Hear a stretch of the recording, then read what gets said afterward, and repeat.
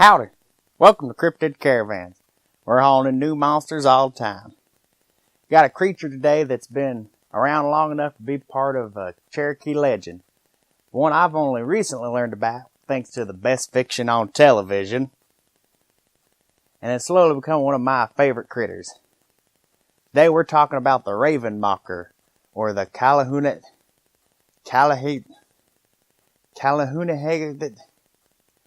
the one who robs the dying man of life in Cherokee. The Raven Mocker stalks the lands of the native Cherokees in Appalachia, America. So, what should you be looking for when you're walking around in the woods at night? Well, there ain't much a real good answer for that. See, being an evil spirit and all, the Raven Mocker decides that he prefers to stay invisible. When it does make an appearance, it has the power of shape-shifting, often appearing as a large ape-like creature, a withered old person, a flying ball of fire, or a large bird-like humanoid. But I reckon it could show up as just about anything. Even this beagle. And the Raven Mocker's feared as an evil spirit for good reason. It serves as sort of a Native American Grim Reaper, preying on the elderly and sick. The Mocker sneaks in during the night and tortures its victims before killing them by ripping out their heart. But they leave no physical mark of the attack. Just thinking about that's giving me heartburn. The Raven Mocker eats the heart, which helps increases its life. However many years of life the victim had left, well, it gets added to the Raven Mocker's tally. So how you supposed to defend against something like that? Well, unfortunately, the answer is not a good dose of lead poisoning. Being these evil spirits stay invisible most of the time, they aren't real fond of being seen. The only one who can see the Raven Mocker when it's invisible is a person with strong medicine. There are two ways I've found to dispel a Raven Mocker. First is the simplest. Have a medicine man watch over a sick person sleeping. So having a medicine man watch over you while you sleep may be beneficial then. If a bit creepy. If the Raven Mocker notices a medicine man in the room with the victim, it will not enter, for if its true form is seen, the spirit will die in 7 days. Now the second way, it involves a little more ceremony on behalf of the medicine man. The medicine man drives stakes into each corner of the house. Then he smokes some sacred tobacco in a pipe. That probably wasn't mail pouch he was stuffing in there. He blows smoke in various directions and waits in the house. When the Mocker appears, the stakes fly from the ground and shoot into the spirit's head, again killing it in 7 days. And its bad luck doesn't stop there.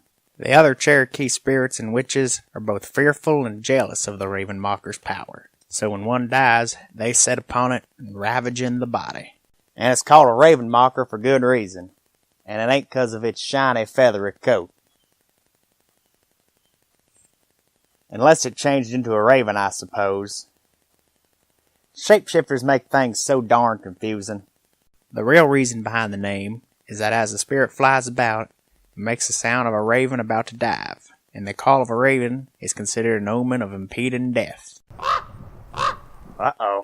There are plenty of legends passed down from generation to generation of alleged encounters with these Raven Mockers. One of these stories involves a young hunter returning home after a long day's hunt. Night came quickly, and he had many miles to go before he made it home. Instead of continuing on, he took a detour to an isolated shack he knew of that an elderly couple lived in. When he entered the shack, there was no one home, but he thought nothing of it. He found a corner to lay down in and slept. After he ate all their porridge first, of course. Moments later, he was awoken to the sound of ravens, and the old couple entering the cabin and sitting at the fire. The old man asked if his wife had any luck hunting, to which she produced a human heart for roasting. The young hunter realized that they were Raven Mockers, and he tried to stay real quiet. They heard him in the corner, but he acted as if he were asleep to avoid their evil. Good plan. I pretend to be asleep when it's my turn to do the dishes. When morning arrived, they offered the hunter a boiled corn mush. The husband confronted the hunter, realizing he had heard the conversation last night, and asked him to be quiet about it. But that didn't happen. By the time he got back to his village, he rounded up a war party to go hunt down the Raven Mocker. When they returned to the shack 7 days later, they found the old couple dead. and so for good measure they burnt the place down to the ground. Sounds reasonable to me.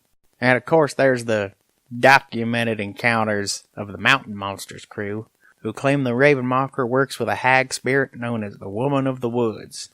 The Ravenmocker showed up in a few other fictional accounts as well, mostly written literature.